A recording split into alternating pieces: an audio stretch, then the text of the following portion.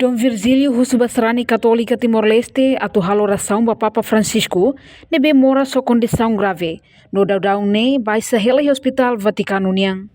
Arcebispo Metropolitana Diocese Dili, Dom Virgílio Cardeal do Carmo da Silva STB, hato informação neba jornalista Sira, iha salão paroquial o Sul. Domingo loron ronulo recintolo, fulan fevereiro tina rihundua ronulo recin lima, iha o Sul município Viqueque. Cardeal da Huluk ba Igreja Católica Timor-Leste ne, sim informação katak, sua santidade Papa da daune moras grave, mesmo nyahang hemo no mosturi cadeira dia kela.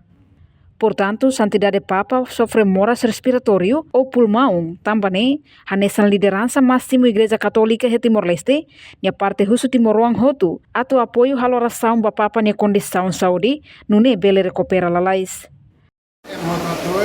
Vamos ainda ver, continuar a acompanhar a mensagem, atualização. Também você agora o Observatório Romano, verdadeiro continua atualiza.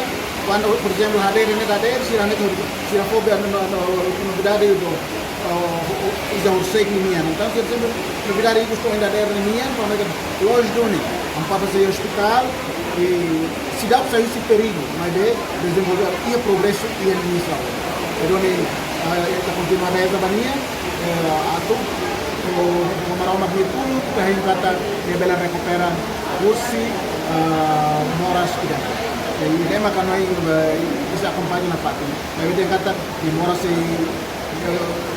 se na Fati e hospital, doutor se dia kata ia progresso, mas bela hoje kata lá ia uma dia cosa. Jadi se precisa tratamento. Também tu precisa fazer reza, atau betul bela recupera tudo que tinha. Papa halo tratamento e hospital ida naran gemelo. Hospital Vaticano ini. Jadi hospital Vaticano ini eu quero Vaticano Nacional. Jadi quando Papa da bicara na serviço do Papa não tem halo tratamento e policlínica gemelo. E essa lá desde sexta ulu.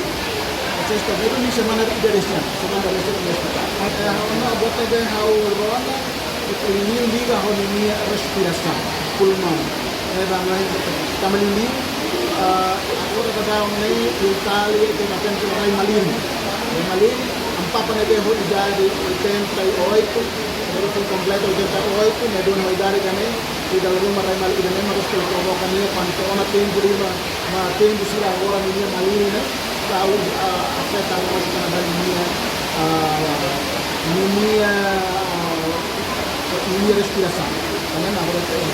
No amo Papa Rasik vai se Hospital Vaticano Semen durante semana idona. No husu emahotu ni oração, li husi sarani Católica Timoruan Sira.